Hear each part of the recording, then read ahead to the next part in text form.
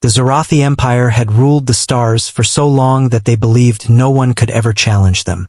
Their banners stretched across hundreds of star systems, their fleets patrolled every important trade route, and their armies were feared by every civilization they encountered. To the Zorathi, the galaxy was already theirs. Their leaders sat in tall marble halls, speaking as if they were gods, and their people were raised to believe that their empire would last forever. Every new conquest only added fuel to their pride. When they came across new species, the same story repeated again and again. The weaker races would tremble, beg for mercy, and then surrender without much of a fight. Sometimes the empire would allow them to live as servants. Other times they would strip their planets bare and leave them in ruins. To the Zorathi, it made no difference. They saw every other race as beneath them, destined to either serve or be destroyed. The more victories they claimed, the more arrogant they became, and soon they stopped believing that defeat was even possible.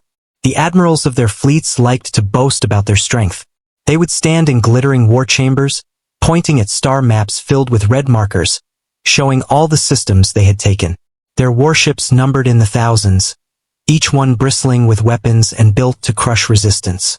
In their eyes, their fleet was the strongest in the galaxy, a wall of steel and fire that no enemy could ever break. Entire generations of soldiers were trained to believe that being part of the Zorathi Empire meant automatic victory. To them, the thought of losing was laughable. And yet, hidden in the corners of their records, there were whispers. Old stories spoke of a species called humans. Some said they had once lived on a small, blue planet on the edge of the galaxy.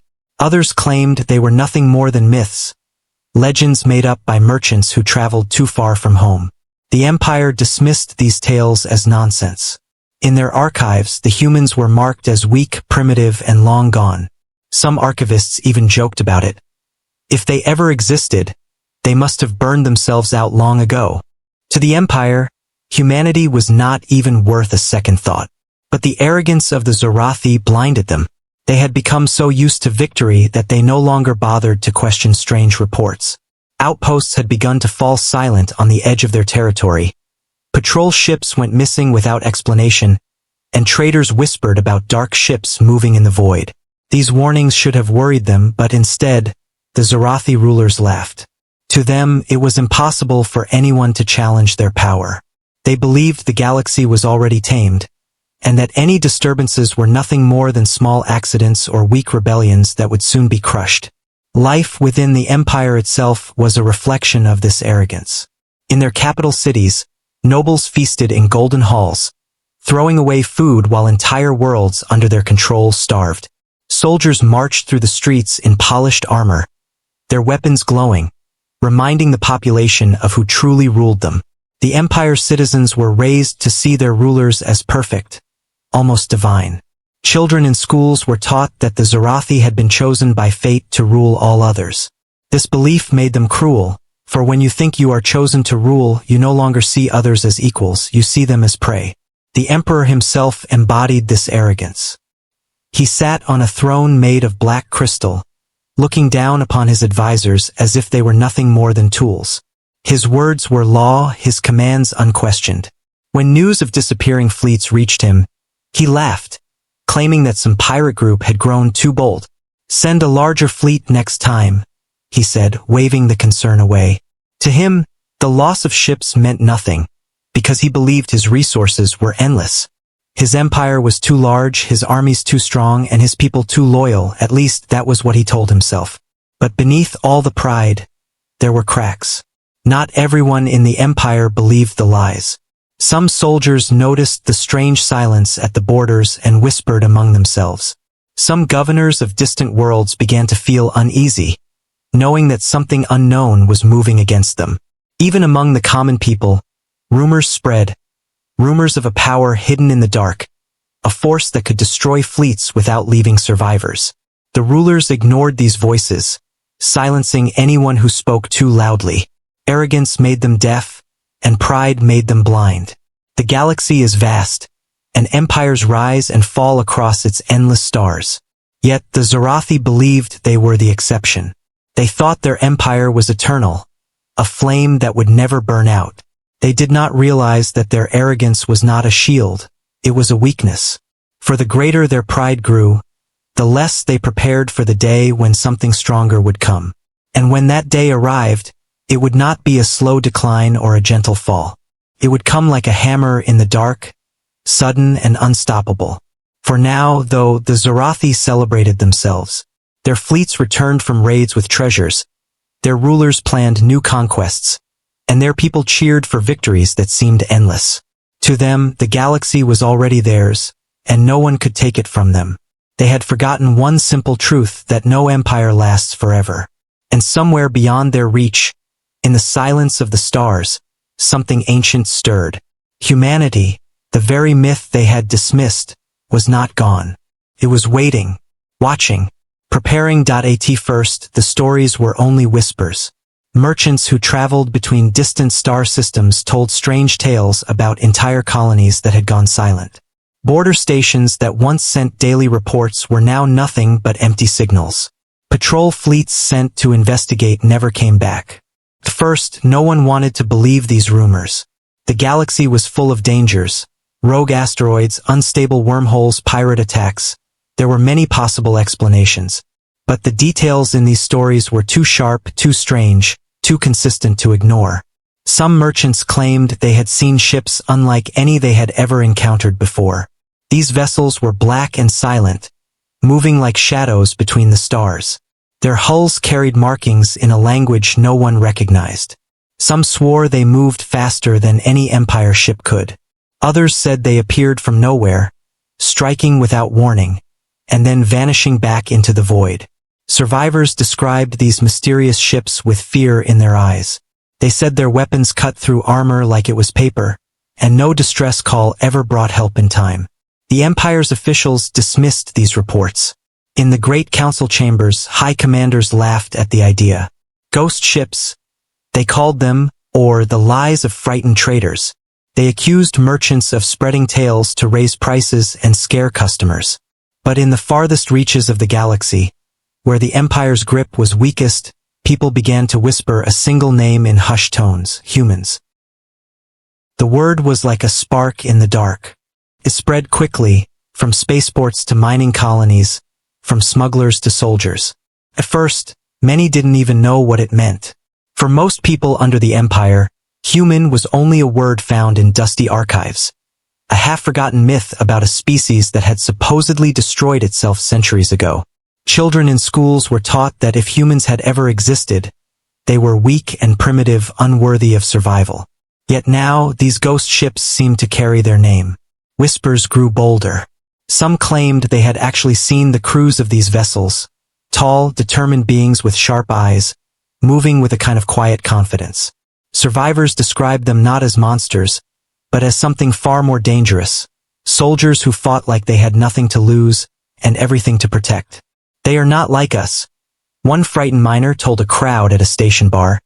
They fight like people who have already survived the impossible. The more the whispers spread, the more fear grew in the Empire's heartlands. Not because humanity was powerful, not yet, but because humanity was unknown. The Zorathi Empire ruled through fear, and fear worked best when everything was predictable. They knew how to crush rebellions. They knew how to intimidate weaker species. They knew how to use overwhelming numbers to win battles. But against these shadow ships, they had no answers. No one knew how many there were, where they came from, or what they wanted. Some of the Empire's generals demanded answers. They sent scouts and fleets to hunt down these so-called humans, but the results were always the same. Silence. A fleet would enter a border system, send a few short reports, and then vanish completely. Wreckage was sometimes found drifting days later. Blackened hulls, shattered weapons, and silence. Not once did they recover a prisoner or capture one of these mysterious ships. The more the Empire tried to find them, the more the whispers grew. Among the common people, whispers became hope. For countless years, they had lived under the heel of the Zorathi. Entire planets had been stripped bare, their people enslaved or taxed until they had nothing left. No one dared to rise against the Empire because everyone knew the punishment was too great. But now, in the shadows, someone was fighting back. someone strong enough to destroy imperial fleets. To many enslaved species, humanity became a symbol of resistance, even though most had never seen them. To them, it did not matter if the stories were true or not. What mattered was that they gave hope. The Empire, of course, did not see it that way. For the rulers, these whispers were poison. Rumors of humanity challenged their image of invincibility. They tried to silence anyone who spoke too loudly about humans. Merchants who told stories were punished. Soldiers who questioned the official line were demoted. And entire colonies were threatened if they spread such lies. Yet the harder they tried to erase the whispers, the faster they spread. The name of humanity was carried on smugglers' ships, whispered in prison cells, and sung in quiet resistance songs. Deep inside, the Zarathi rulers still did not believe. To them, humans were nothing more than shadows and lies. But the border worlds knew better. Too many fleets had vanished. Too many stations had been destroyed without a trace. Too many survivors had spoken of black ships and impossible weapons.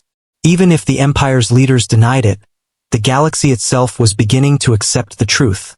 Something powerful was moving in the dark. And so the whispers grew. They became more than just rumors. They became warnings, spreading like wildfire across the stars. People spoke of a time long ago when humanity had been underestimated, enslaved, and hunted.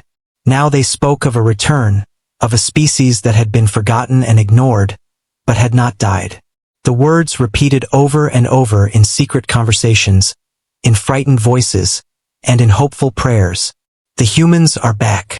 What no one yet knew was just how true those words were. For in the silence of deep space, beyond the reach of the Empire's fleets, humanity was not only alive, they were ready. And soon, their ships would no longer be whispers in the dark. They would be a storm the Empire could not escape. The first time the Terrans tried to speak with the Zarathi Empire, it was not with weapons but with words. A single human envoy ship appeared at the edge of Zarathi-controlled space. Unlike other alien species who usually came with gifts or with desperate pleas for mercy, the Terrans arrived with calm confidence. Their vessel was not heavily armed, nor was it escorted by a massive fleet. It came alone, traveling with a quiet purpose, as if it had no fear at all of being intercepted. The Zarathi commanders who detected the ship laughed when they saw it. To them, this envoy was just another weak attempt by a minor race to secure peace before being conquered. They prepared to destroy the ship, but before they could act, a transmission came through. The image that appeared shocked them. A human stood on the screen. Tall, with sharp eyes that did not flinch, the envoy did not bow or look afraid. Instead, he spoke clearly, his voice calm but strong. "This is a message from Terra. You will not trespass into our systems again. You will not attack our colonies. If you continue, you will face consequences you cannot imagine." The message was short, direct, and without a hint of weakness. The Zarathi commanders who heard it burst into laughter. Never in their history had another species dared to speak to them like that. Most aliens begged for their lives when they saw an imperial warship. But these humans had not begged, they had given an order. To the Empire, it was an insult beyond measure. The envoy's ship turned and left peacefully after delivering its warning, disappearing back into deep space. For the Zarathi, this was nothing but a foolish act of arrogance from a small, unknown race. The Emperor himself was informed, and he treated the message as a joke. A primitive species sends us threats? Then let us remind them of their place, he declared.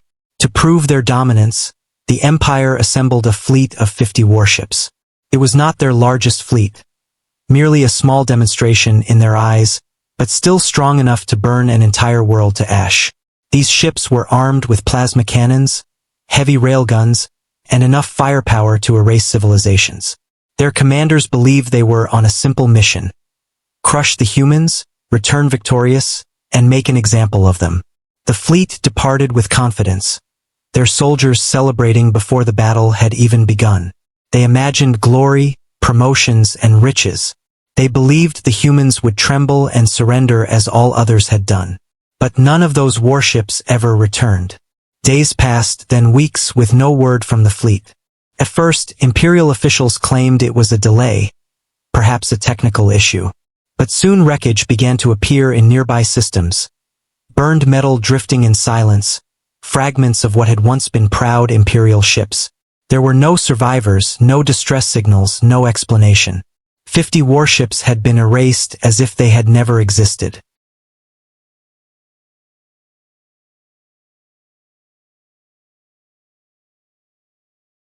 The Empire tried to silence the truth, but rumors spread faster than they could control.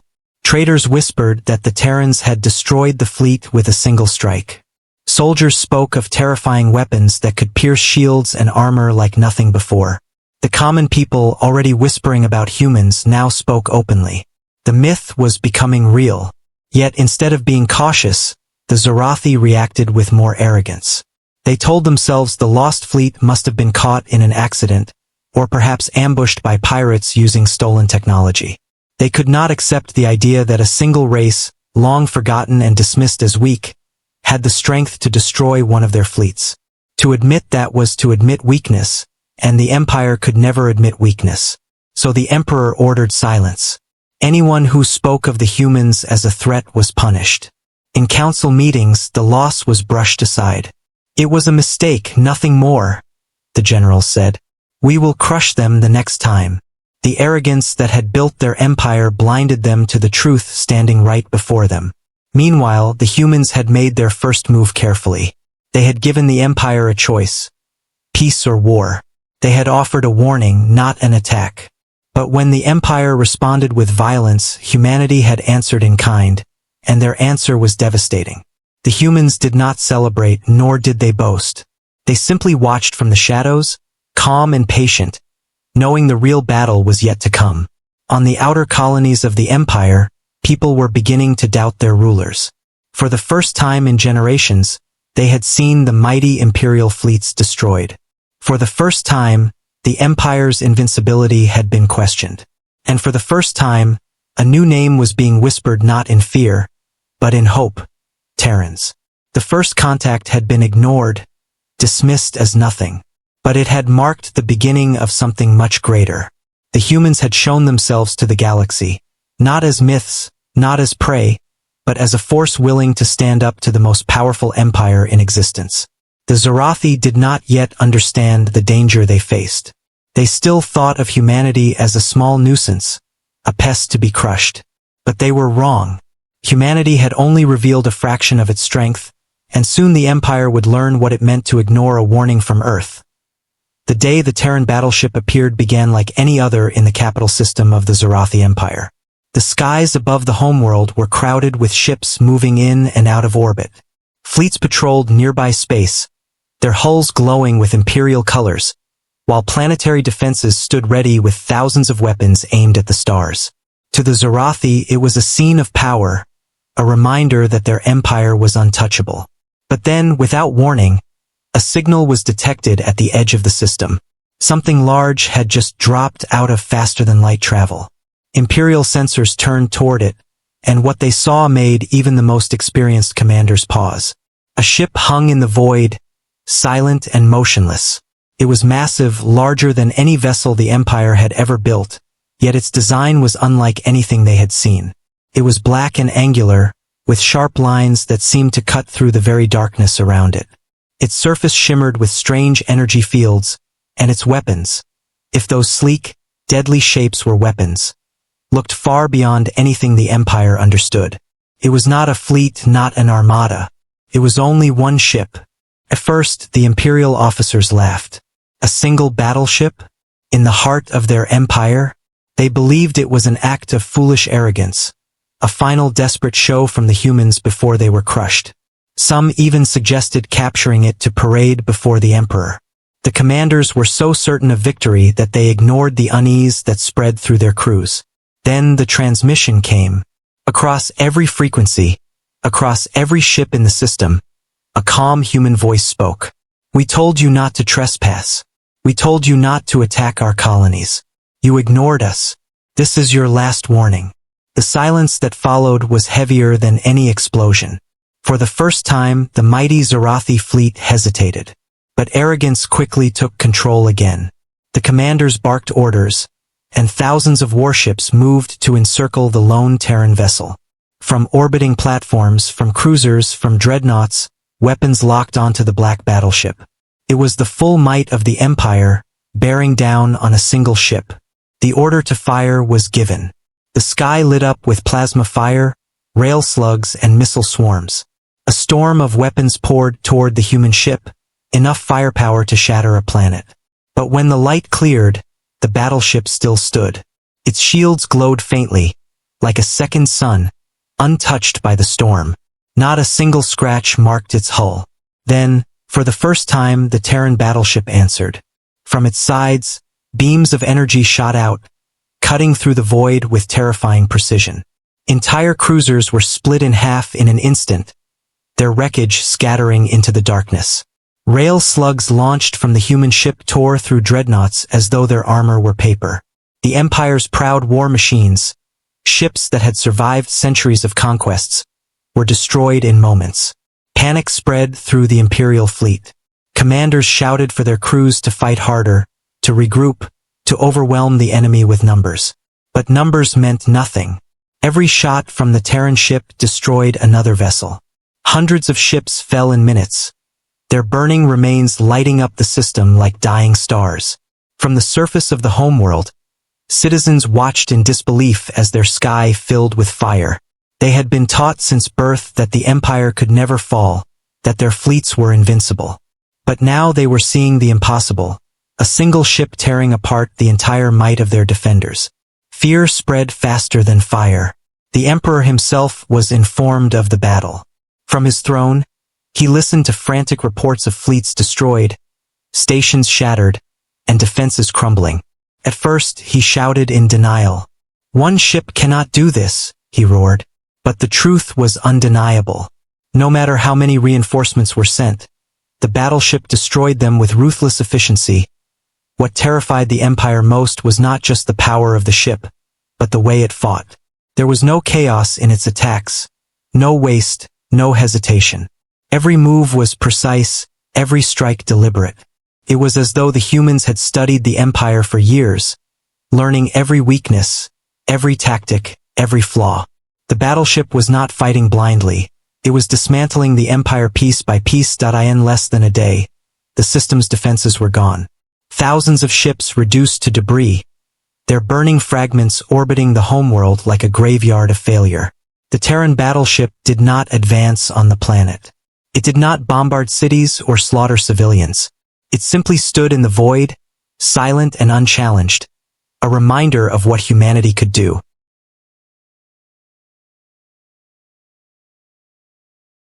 Across the galaxy, word spread like wildfire. The Empire had faced humanity's strength for the first time, and they had been shattered. No longer could the rulers dismiss the whispers as lies. No longer could they claim that humans were a myth. Every surviving soldier, every terrified citizen, every spy from rival empires had seen the truth with their own eyes. Humanity was real. Humanity was powerful. Humanity had returned. And the most frightening part of all was this.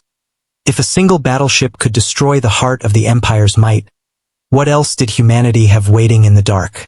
The Zarathi Empire had built its rule on fear, but now that fear had turned against them, their people no longer believed in their invincibility. Their enemies no longer trembled at their fleets. And deep inside, even the Emperor himself knew a truth he could not speak aloud. The age of the Zarathi was ending. The age of humanity had begun. The first strike from the Terran battleship was like nothing the galaxy had ever seen. When its weapons fired, the void itself seemed to split apart. Great beams of energy stretched across the darkness, moving faster than any Imperial defense could react. Where those beams touched, Zarathi warships simply ceased to exist, cut into pieces so cleanly that their wreckage drifted in silence, glowing from the heat. A single rail slug followed. A shard of dense metal accelerated to impossible speeds. It ripped through a dreadnought, one of the Empire's most powerful ships, as if it were made of paper. The slug did not stop there. It passed through 3 more cruisers behind it, leaving flaming holes in their hulls before vanishing into the endless black. The commanders of the Imperial fleet were stunned. They had fired everything they had at the Terran Battleship, and it had not even flinched. Now, in only moments, dozens of their strongest ships were gone. Alarms echoed through the surviving vessels as panicked voices screamed across the comms. Shields failing. Port side destroyed. We're losing entire squadrons. But the humans did not stop. Their ship fired again and again, each strike deliberate, each shot tearing through another section of the fleet. Unlike the wild chaos of most battles, this was precise, almost surgical. The battleship was not wasting energy. It was dismantling the Imperial fleet piece by piece. From the surface of the capital world, people looked up and saw their sky burning. Streaks of fire marked the fall of their proudest warships. Wreckage rained down like shooting stars, scattering across the upper atmosphere. Citizens who had been taught that the Empire was eternal now whispered in terror. If this was what one Terran ship could do, what hope was left? The admirals tried to rally their forces. They barked orders, demanding their ships regroup and attack from all sides. Numbers will overwhelm them, one shouted. But numbers meant nothing. Hundreds of Imperial ships surged forward, yet every formation broke apart under the battleship's weapons. Cruisers split in half, frigates exploded in flames, dreadnoughts were pierced straight through their cores. It was like watching an unstoppable storm tear through a forest. Some commanders attempted desperate tactics. They tried to ram the battleship, hoping their sacrifice might damage it. But even before they reached firing range, the Terran ship destroyed them with cold efficiency. No act of bravery, no sacrifice, no amount of numbers could slow its advance. Hours turned into minutes of horror. The Empire's grand fleet, once the pride of the galaxy, was reduced to nothing more than wreckage. The void around the capital world glowed with the light of burning ships. Silence replaced the confident chatter of Imperial officers. Their comms filled only with screams, static, and the desperate cries of crews who knew they were doomed. The Emperor's throne room grew quiet as the reports arrived. First came news of heavy losses. Then came word of annihilation. At last, one final desperate message reached the palace. We cannot stop them. After that, only silence. The Emperor's face twisted with rage, but deep inside, fear had begun to spread even in him. For the first time in their history, the Zarathi had faced a power greater than themselves. They had believed their fleets were eternal, their armies invincible, their empire unbreakable. But now they had witnessed the truth. One Terran battleship had destroyed what generations of conquest had built. The blow was more than military. It was psychological. Every citizen, every soldier, every governor of every world saw the fall of their pride. The illusion of invincibility shattered. People began to ask questions they had never dared speak before. If the Empire could not stop one ship, then could it stop anything? Across the galaxy, enemies of the Zarathi celebrated quietly. Species who had suffered under their rule suddenly felt hope. If humanity could do this, perhaps the Empire's reign was not eternal. Perhaps freedom was possible after all. Rebellions that had been crushed for centuries now stirred again. But inside the Empire, fear was like poison. Whole fleets were gone. Generals argued over how to respond, but no answer made sense. Some demanded revenge, but with what ships? Others wanted to surrender, but no one dared suggest it openly before the Emperor. The truth was clear, even if no one wished to say it aloud. The Empire had been broken. The Terran Battleship did not finish the capital world. It did not bomb cities or slaughter civilians. After destroying the fleet, it simply waited in silence. That silence was more terrifying than destruction. It was a message, a reminder that humanity did not need to destroy everything. They had chosen to strike once, and it had been enough to bring the Empire to its knees. For generations, the Zarathi had built their rule on fear. Now that fear belonged to someone else. From the smallest colony to the Emperor himself, all of them knew the same truth. The humans had returned, and the galaxy would never be the same. The shattering blow had been struck, not just against ships and soldiers, but against the very heart of the Empire. What had once been proud was now trembling. What had once been eternal was now fragile. and what had once been myth was now undeniable. The Terran Battleship stood in the void, silent and watchful, as if daring the Empire to try again. But no one moved. No one dared. The age of arrogance was over. The age of fear had begun. The news of the battle did not stay hidden for long. No matter how hard the Empire tried to silence reports, the truth spread faster than light. The destruction of the Imperial fleet at the hands of a single Terran battleship became the most whispered story in the galaxy. From the grand halls of noble worlds to the dusty bars on mining colonies, everyone was talking about it. For centuries, the Zorathi Empire had built its power on fear. They ruled by reminding everyone that resistance was hopeless, that their fleets were unstoppable, and that their wrath would fall on any who dared defy them. But now, the unshakable image of the Empire had cracked. People across the stars had seen it crumble before their very eyes. The mighty fleets that were supposed to be eternal had been turned into burning wreckage by one human ship.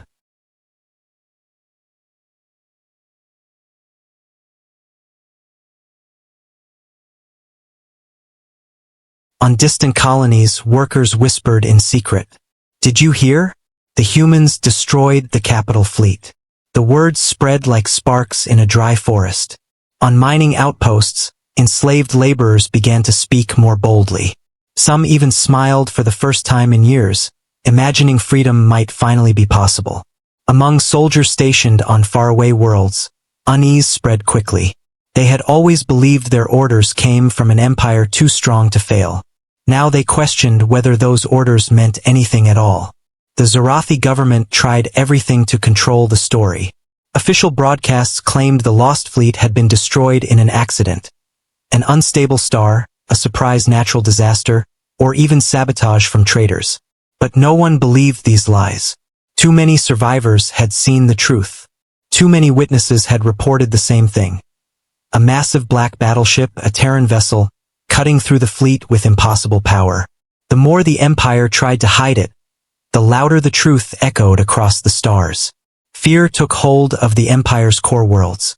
On the streets of the capital, citizens who once cheered for parades of warships now looked at the sky with dread. They no longer felt safe. If one human battleship could destroy everything, what if more were coming? Families whispered at night, asking themselves questions they dared not say in public. Would the humans attack the homeworld? Could anyone stop them? But while fear consumed the Zorathi, hope bloomed elsewhere. Worlds that had suffered under the Empire's rule began to dream of rebellion.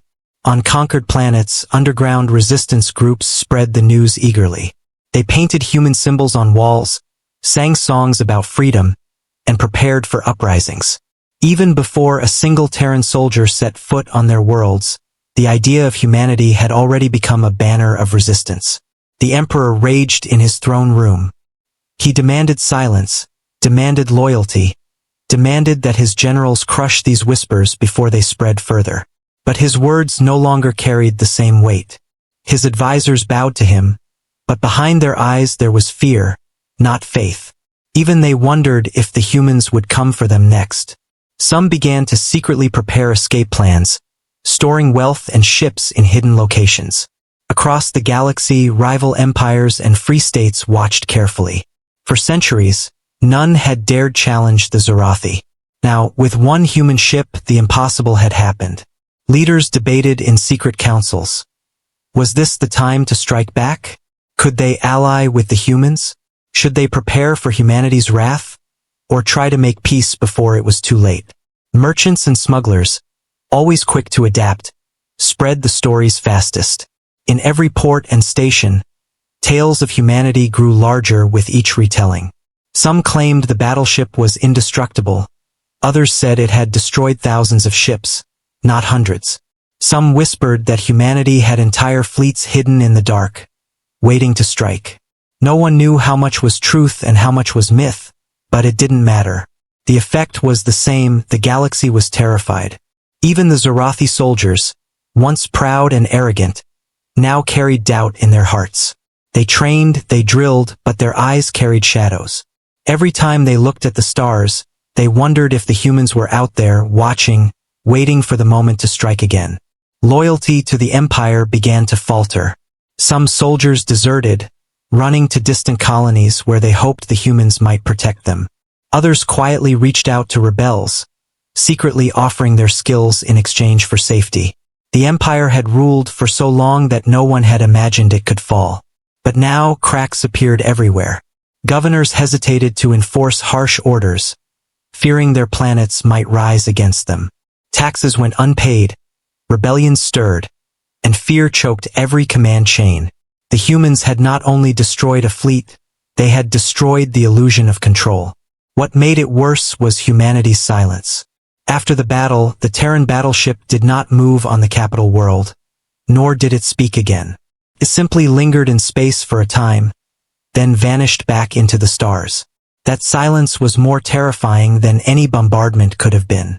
It left the Empire guessing, trembling, waiting for the next strike. No one knew where the humans would appear next, or what they truly wanted. For the galaxy, that uncertainty was the sharpest weapon of all. Humanity had proven they could destroy the strongest fleet with ease. By disappearing afterward, they proved something even more frightening. They were in control. The Zorathi were no longer the hunters. They were the prey. Across the stars, one truth grew louder every day. The Empire's age of dominance was ending. The humans had returned, and their shadow now stretched over every world. Fear, rebellion, and hope had been unleashed all at once. The galaxy would never be the same. The galaxy watched with bated breath as the Zorathi Empire prepared its final defense. Their fleets had been shattered, their authority broken, and their citizens consumed by fear. Yet the Emperor refused to surrender. He ordered what remained of his once great navy to gather at the heart of the Empire, around their capital world, for one last stand. It was a desperate move. The Empire had once commanded thousands of fleets spread across countless star systems.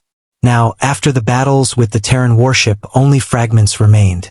Warships limped back from distant outposts, their hulls scarred and crews exhausted. Old vessels that had been kept in storage for centuries were dragged out of mothball fleets. Even training ships, hardly fit for combat, were pressed into service. Anything that could carry a weapon was sent to defend the throne. The Emperor stood in his grand throne room, his voice broadcast across the military networks. He spoke of honor, duty, and destiny. He told his people that the humans were demons from the dark, monsters that had to be destroyed before they consumed the galaxy. He promised that this final battle would restore the Empire's pride. But his words no longer carried the same fire. Deep inside, both the people and the soldiers knew the truth.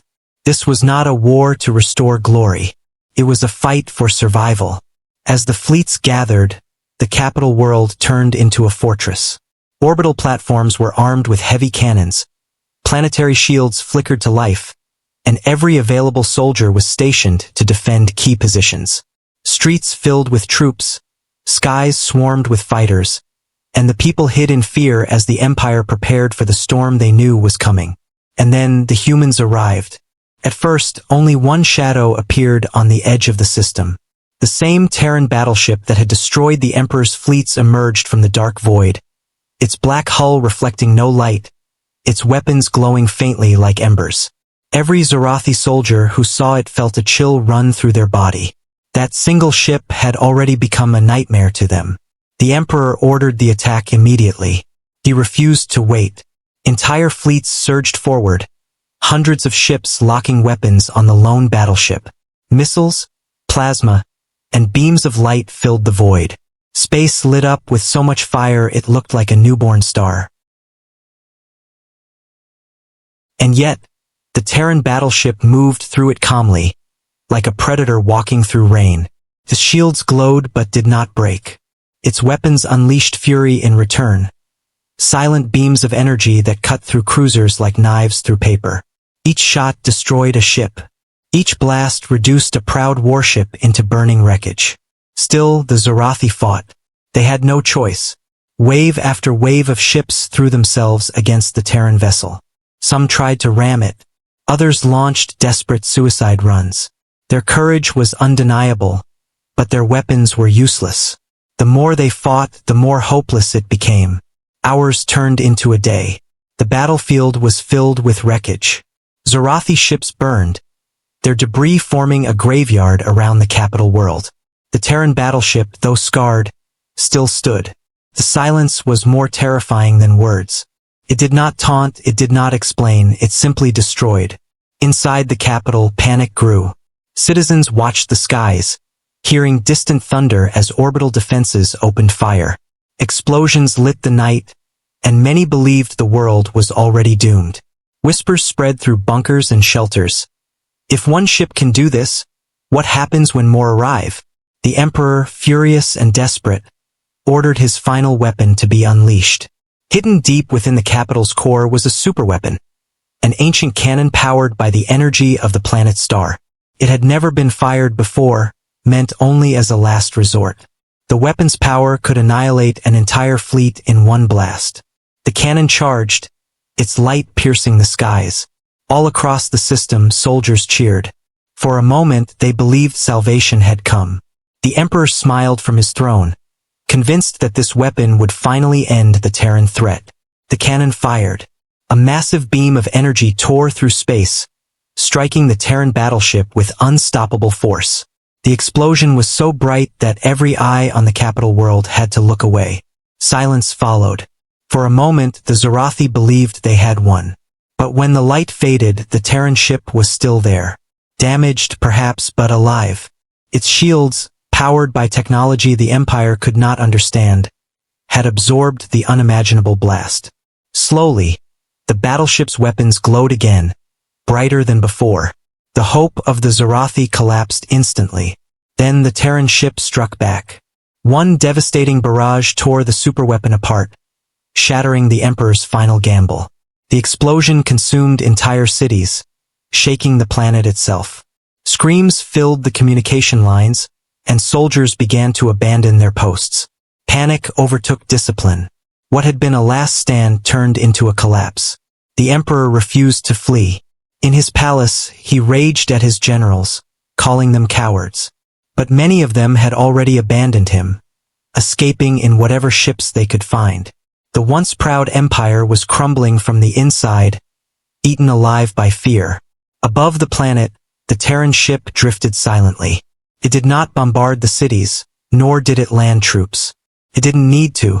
The battle was already won. The empire had destroyed itself trying to fight the unthinkable. The galaxy watched in awe. The Zorathi, who had ruled with terror for centuries, had been broken in one final battle. And the humans, with just a single ship, had ended the reign of an empire. But even as the wreckage drifted and the capital burned, one question echoed across the stars. Was this the end, or just the beginning? The battlefield was silent now. Wreckage drifted across the black sea of space, glowing faintly from fires that refused to die out. The mighty fleets of the Zorathi Empire had been reduced to broken shells, their proud banners torn apart, their weapons silent forever. The capital world, once the center of power and arrogance, lay wounded beneath a bruised sky. As people no longer looked up with pride, they looked up with fear. And in orbit, above the shattered world, the Terran battleship stood. Alone, the galaxy watched. Countless eyes, from distant colonies and hidden outposts, tuned in to the moment.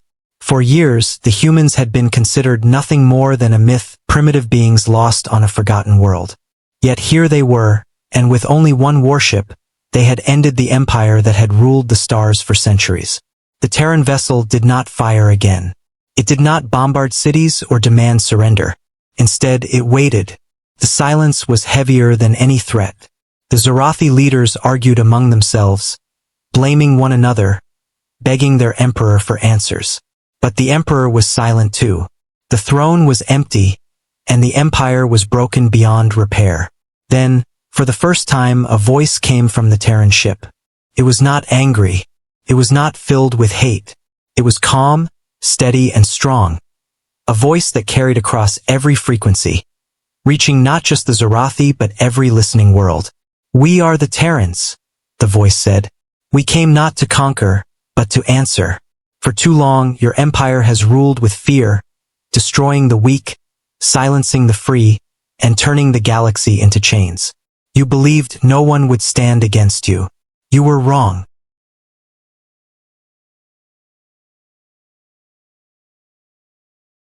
The words struck harder than any weapon. Soldiers who had been trained to fear nothing felt their hearts tremble. Civilians huddled in shelters cried quietly, realizing they were hearing the end of an age. Even in far-off systems where alien races had lived in silence under the shadow of the Empire, hope began to rise. The Terran voice continued. We did not seek this war. We asked for peace, and your fleets came with fire. We asked for dialogue, and you answered with blood. But now the galaxy knows the truth. The Zorathi Empire is not eternal. Fear is not unbreakable. Freedom is not dead. Every word was measured, deliberate. It was not the speech of conquerors. It was the message of survivors who had risen from myth to reality. The humans had been underestimated, dismissed, ignored, and now they were showing the galaxy that they could not only fight but also inspire. On the capital world, citizens began to whisper. Some felt shame at the horrors their empire had committed. Others felt relief, as if a weight had finally been lifted. The Zorathi had ruled with iron claws, demanding loyalty and crushing rebellion. But now those same people saw that the Empire's enemies had a voice that spoke not of slavery, but of freedom. The Emperor tried one last desperate act. In a hidden broadcast, he raged against the humans, calling them deceivers and devils. But no one listened anymore. His generals had abandoned him, his fleets had been destroyed, and his people had seen the truth with their own eyes. His words carried no power. Meanwhile, the Terran message spread farther. On distant worlds, enslaved species heard it and wept. On hidden colonies, rebels raised their banners. Even among neutral civilizations that had once feared to act, courage began to grow. The fall of the Zorathi was more than a defeat, it was a signal. A sign that the galaxy could change. The Terran ship waited in silence after the message was given. It did not demand submission. It did not order the Zorathi to kneel. Instead, it left the choice to the galaxy itself. The humans had shown their strength, but more importantly, they had shown restraint. They would not replace one empire with another. They were something different. As the ship prepared to leave orbit, the broken empire looked up at the sky one last time. Some cursed the name of humanity. Others prayed to it. And many, for the first time, felt hope. The battleship disappeared into the void, vanishing as suddenly as it had arrived. But its shadow remained, not in fear, but in memory. The story of that single ship spread faster than any fleet. Across the stars, whispers turned into declarations. The Terrans are real. The Terrans have come. The galaxy will never be the same. In the ruins of the Zorathi capital, a child asked his mother, "What happens now?" She looked at the stars, her voice trembling but filled with something new. "Now," she said, "the galaxy has a chance." And so it ended, not with the destruction of worlds, not with chains, but with a message. A message that carried beyond wreckage, beyond fear, beyond empires. Humanity had spoken, and the galaxy listened.